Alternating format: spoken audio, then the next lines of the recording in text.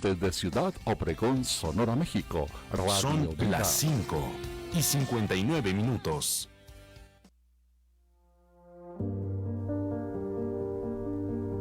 La Segunda Iglesia Apostólica de la Fe en Cristo Jesús de Ciudad Obregón presentan un espacio de estudio serio y dinámico sobre las Escrituras, verso por verso, con el pastor Jorge Solá.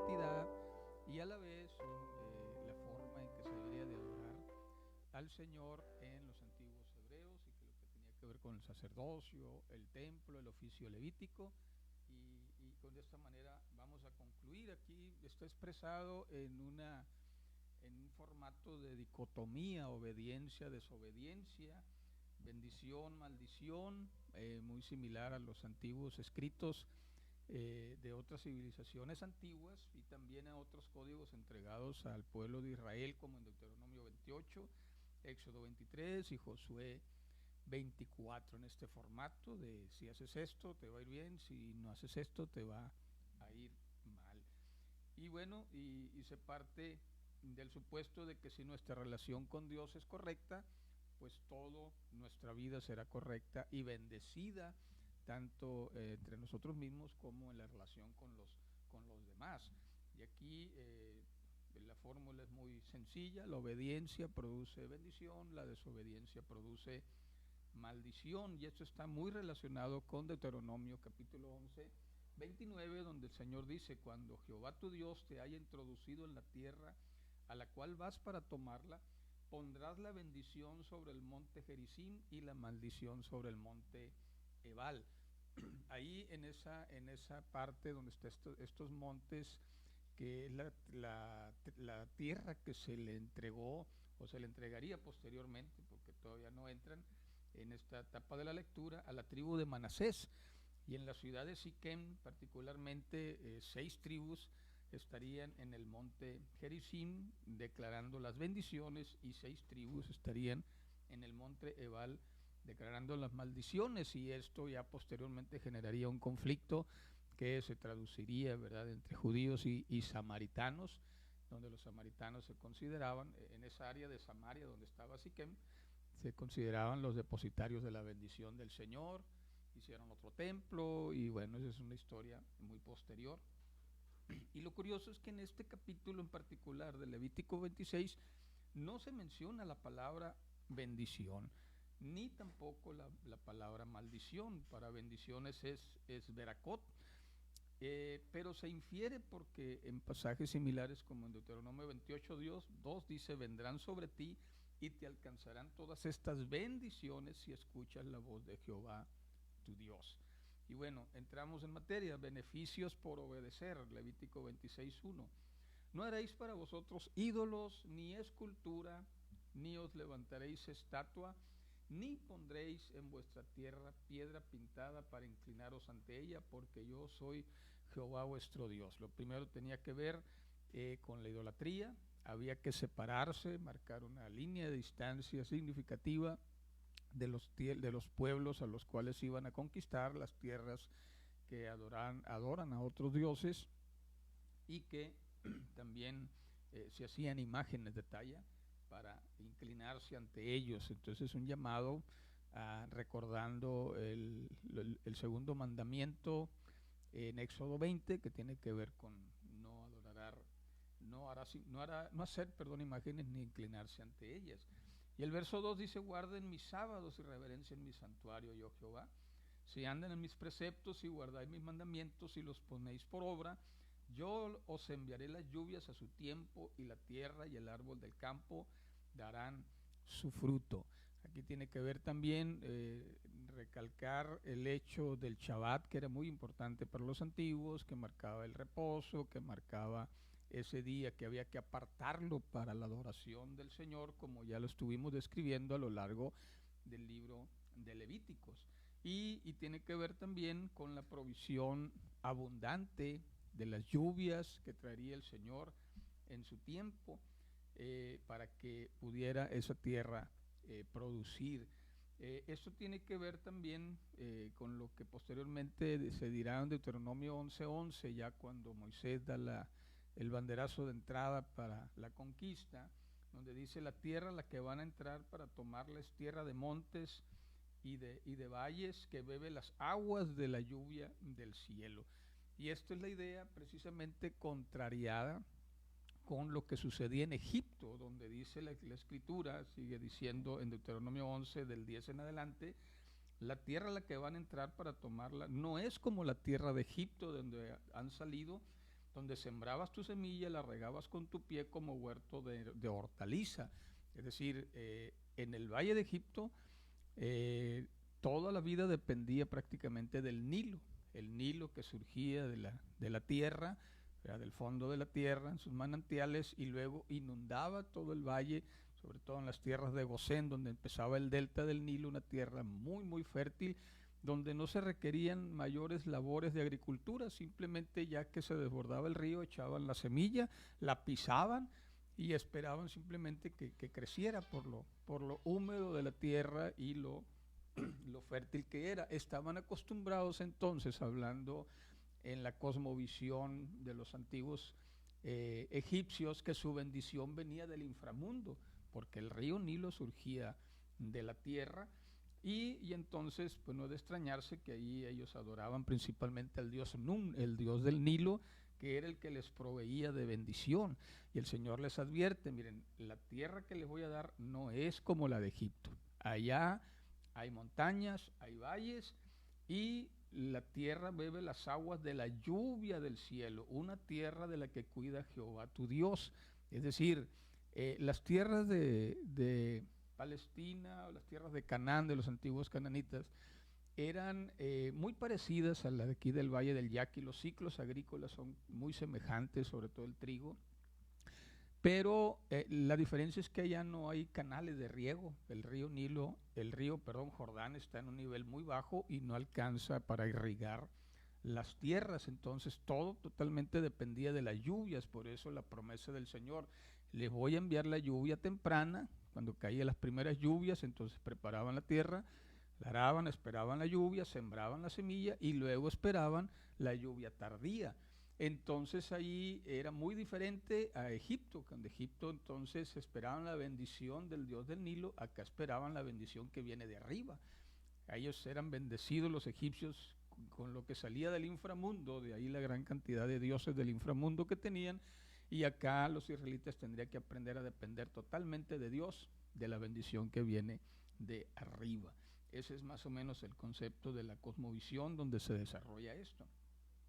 Y dice el verso 5, vuestra trilla alcanzará hasta la vendimia, y la vendimia alcanzará hasta la siembra. Comeréis vuestro pan hasta saciaros, y habitaréis seguros en vuestra tierra. Es decir, si obedecían al Señor, habría una cosecha continua. Recordemos que en esa obediencia, como lo acabamos de ver en el programa pasado, tenía que ver con el jubileo y el año sabático. Había que dejar descansar la tierra para que la tierra no perdiera su fuerza, y entonces al descansar la tierra el séptimo año, el sexto año, el Señor prometía una cosecha abundante que les iba a alcanzar para el séptimo año, el año de reposo. Y también cada 50 años, es decir, 7 años sabáticos, 7 por 7, 49, el año 50, también Dios prometía en la cosecha del año 48, una cosecha tan abundante que alcanzaría para el año 49, que era el año sabático, y para el año 50, donde la tierra regresaba a sus dueños originales, y de esa manera era como un reseteo del proceso agrícola y la bendición para que la tierra fuera fructífera. El Señor le dice: si hacen esto, la tierra va a dar su fruto.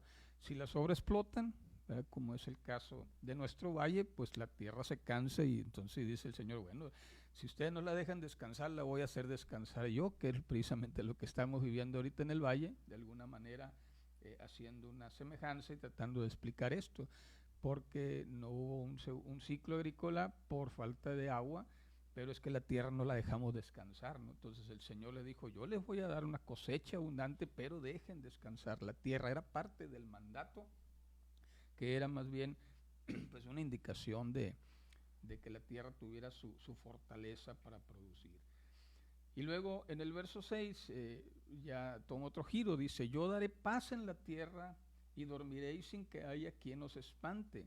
Hará desaparecer de vuestra tierra las malas bestias y la espada no posará en vuestro país. Aquí la promesa del Señor es que va a haber paz, y el término paz entre los hebreos es shalom, que tiene que ver no solamente con un estado emocional, sino con la dicha, la prosperidad, un estado de bienestar general, de plenitud, de armonía, que no te falta nada, que puedes dormir tranquilo porque tienes alimento en tu casa, porque van bien tus cosechas, van bien tus ganados, tu casa va bien, tienes buena relación con los demás, no hay enemigos. Esa es la paz. Entonces Dios promete que si le obedecemos vamos a entrar en su shalom, en su paz.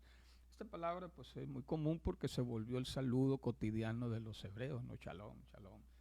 Pero bueno, el verso 7 dice, perseguiréis a vuestros enemigos que caerán en espada delante de vosotros. 5 de vosotros perseguirán a 100, y 100 de vosotros perseguirán a 10,000, y vuestros enemigos caerán a filo de espada delante de vosotros. Perdón. Bueno, la promesa también de bendiciones de que si se levantan enemigos, Dios les voy a dar la victoria sobre ellos. Y dice el verso 9, porque yo me volveré a vosotros y los haré crecer y los multiplicaré y afirmaré mi pacto con vosotros.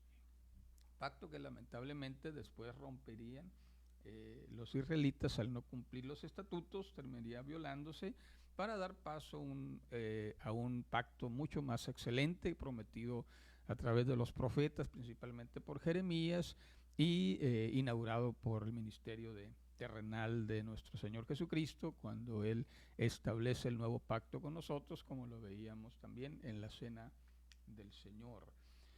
El verso 10, comeréis lo añejo de mucho tiempo y desecharéis lo añejo para guardar lo nuevo. Yo pondré mi morada en medio de vosotros y mi alma no os abominará. Andaré entre vosotros, seré vuestro Dios y vosotros seréis mi pueblo. Yo soy Jehová vuestro Dios, que os saqué de la tierra de Egipto para que no fueras sus siervos. Rompí las coyundas de vuestro yugo y los he hecho andar con el rostro erguido. Aquí es la promesa de una comunión permanente con el Señor, quien promete caminar con su pueblo, con los que confían en Él, como caminaba en el Edén, precisamente cuando dice la Escritura que Adán y Eva caminaban ahí y Dios caminaba con ellos y hablaba con ellos. La promesa de Dios de estar con los que le obedecen y no como esclavos, no agachados en actitud de servidumbre, sino con la cabeza levantada como un pueblo que ha sido liberado de la esclavitud. Y hasta aquí muy bonito porque pues son todo bendiciones, ¿no? Precisamente como su nombre lo dice, pero luego vienen las maldiciones si no se obedece. Las maldiciones que van subiendo de tono, empiezan a partir del Levítico 26:14 y van subiendo de tono de menos a más, culminando con la deportación de la tierra como máximo castigo, que posteriormente Israel lo experimentaría en carne propia cuando fueron deportados el reino del norte a Siria y el reino del sur a Babilonia.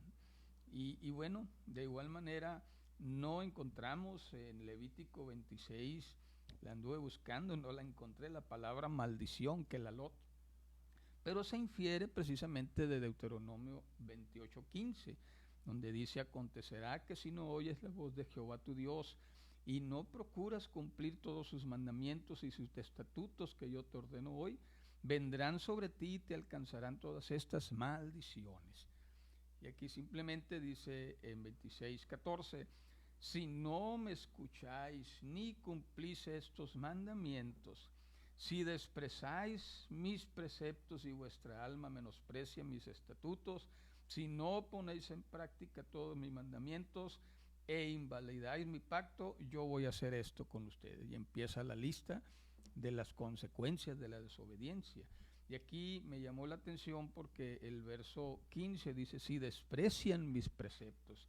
Y la palabra que tradujo Casiodoro de Reina, pues la puso un poquito liviana, pero es el hebreo timasu, y significa más bien los que repudian, los que le es abominable mi palabra. Es algo mucho más fuerte que un simple desprecio, ¿no? Entonces a eso se refiere la escritura. Y el verso 16 entonces dice, yo haré esto con ustedes, enviaré sobre ustedes terror, extenuación, calenturas, que consuman los ojos y atormenten el alma. Sembrarán en vano su semilla, pues sus enemigos la comerán. Pondré mi rostro contra ustedes y serán heridos delante de sus enemigos. Los que los aborrecen se enseñorearán de ustedes, huirán sin que nadie los persiga. Es decir, por causa de la desobediencia viene la opresión de los enemigos, y ese famoso proverbio, ¿no? Huye el impío sin que nadie lo persiga. Ya cuando alguien sabe que está en desobediencia, pues ya está con la inquietud y la predisposición a que parece que todo el mundo sabe, ¿no? que desobedeció y está en esa predisposición.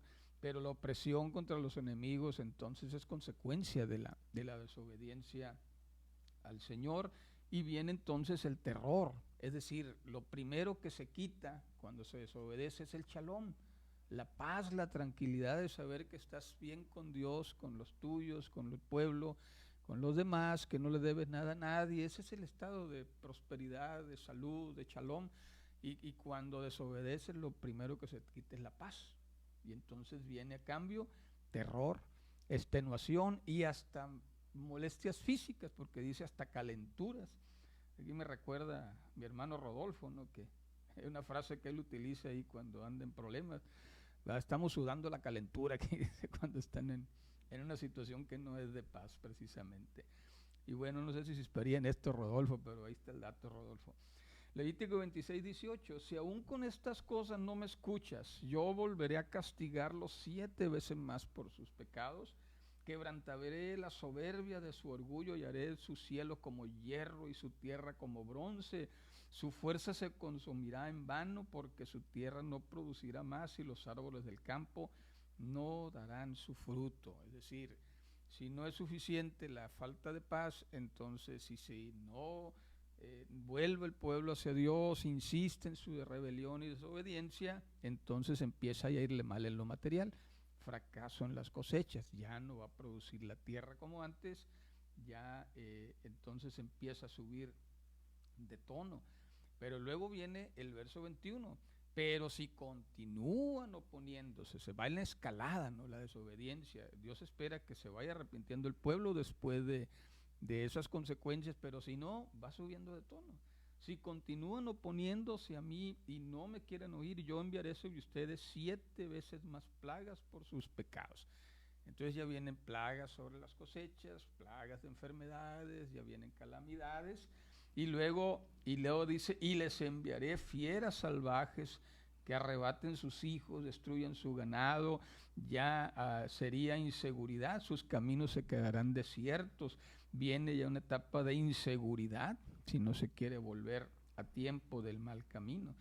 Pero luego dice, y si con estas cosas no se corrigen y continúan oponiéndose a mí, yo entonces los heriré 7 veces más, con espada vengadora, vindicación del pacto, cancelo el pacto, y si buscan refugio en sus ciudades, enviaré pestilencia sobre ustedes y serán entregados en manos del enemigo. Es decir, viene la entrega en manos del enemigo, y eso es algo muy, muy difícil para el pueblo. Y si se dan cuenta, prácticamente está detallando aquí la historia de los antiguos israelitas, cómo fueron cayendo en estos pasos de desobediencia hasta llegar al cautiverio. Porque recordemos ahí la escena en época de los jueces, cuando llegaban los filisteos y le robaban las cosechas. Bueno, era parte ya de las consecuencias. Luego vinieron guerras y luego vinieron pestes. Pero bueno, dice el verso 26, sigue subiendo de tono.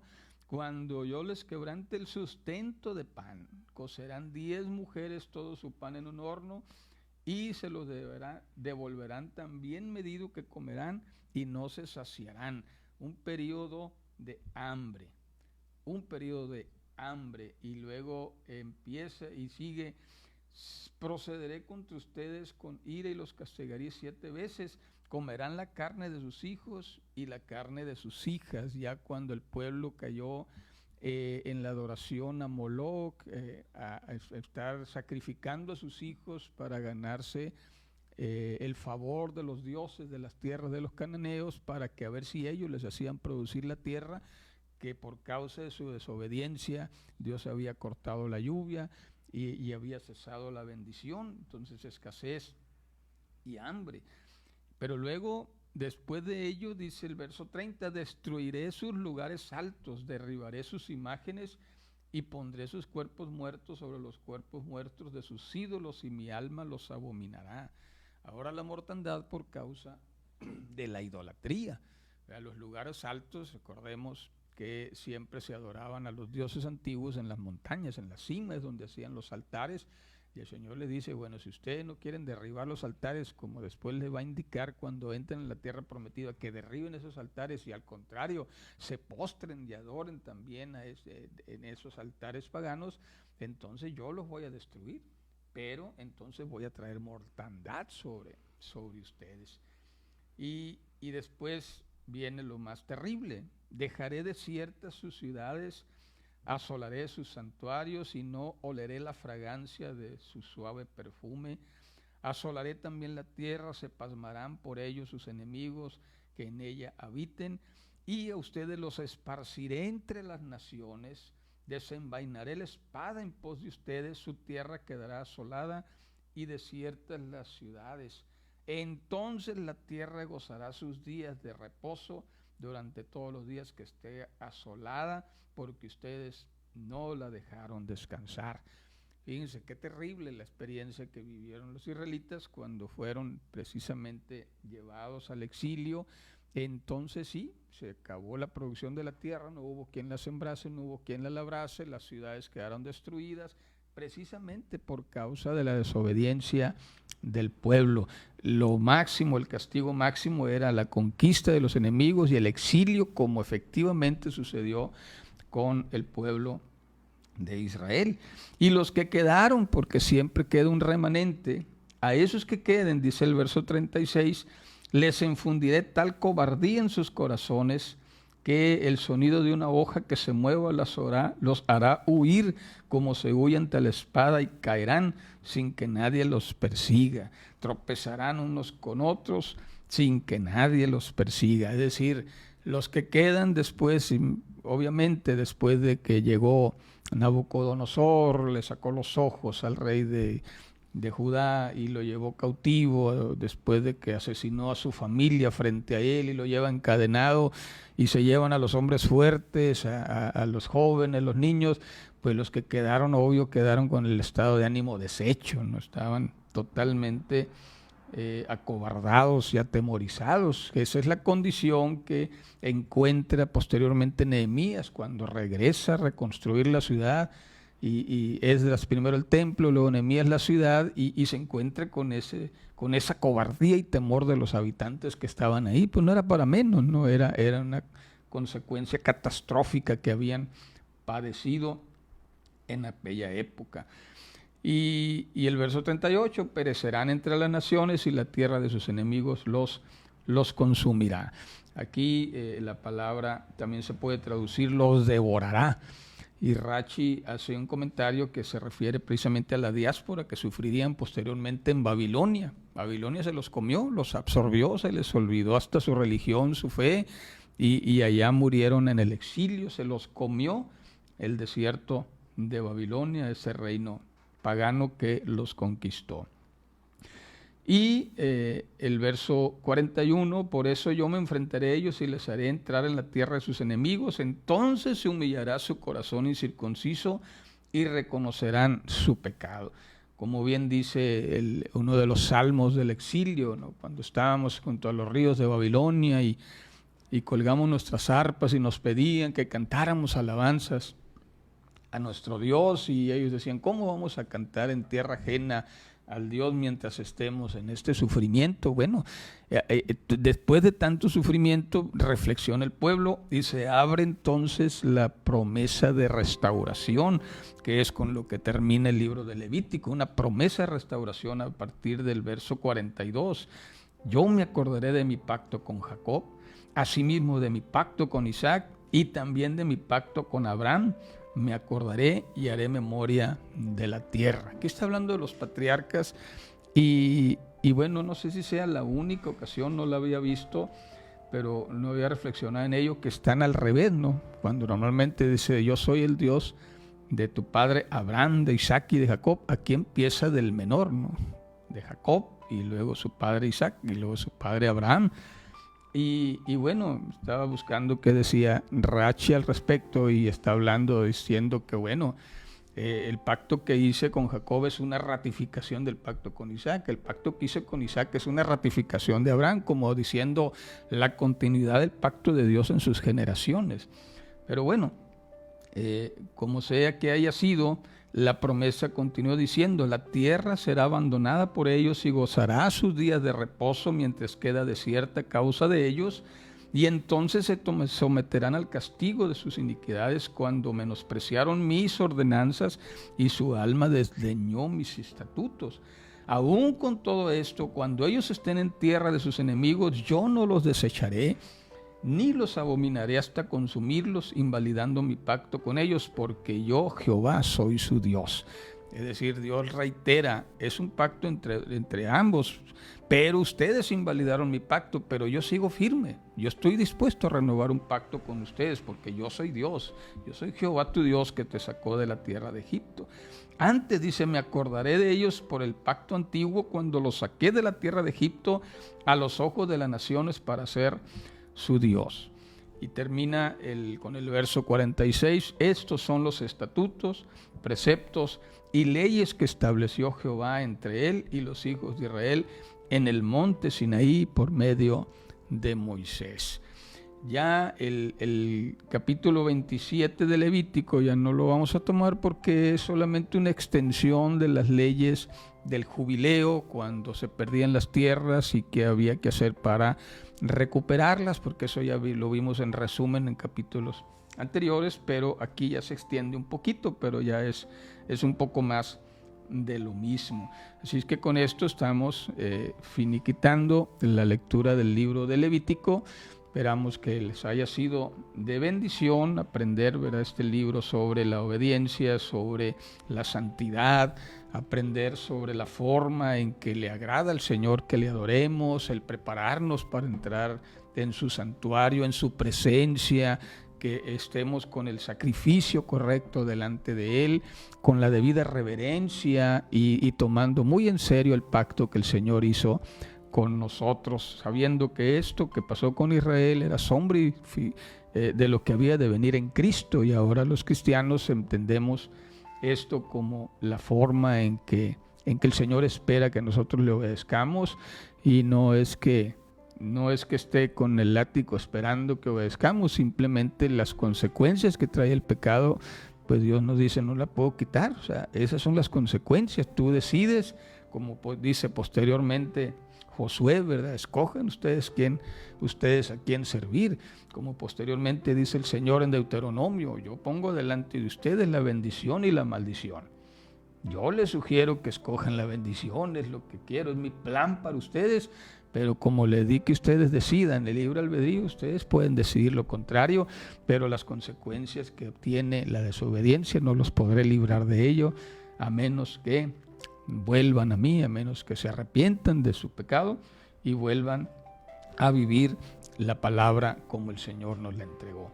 Y bueno, familia, con esto estamos llegando al final del programa. Nos da mucho gusto que haya estado con nosotros, y ya el próximo programa vamos a tratar de hacer algo dinámico. Estamos esperando que nos lleguen preguntas acerca de todos estos libros para hacer de una manera dinámica el próximo programa antes de entrar al libro de los Números, que es el cuarto libro de la ley, que para estar dándole continuidad a esta temática.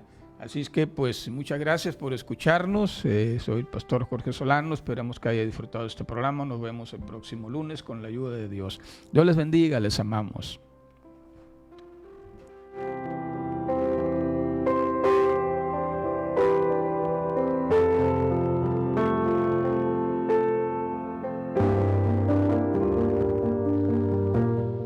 Gracias por escuchar Verso por Verso. Te invitamos a sintonizarnos todos los lunes a las 6 de la tarde por Radio Vida Obregón en el 100.1 FM.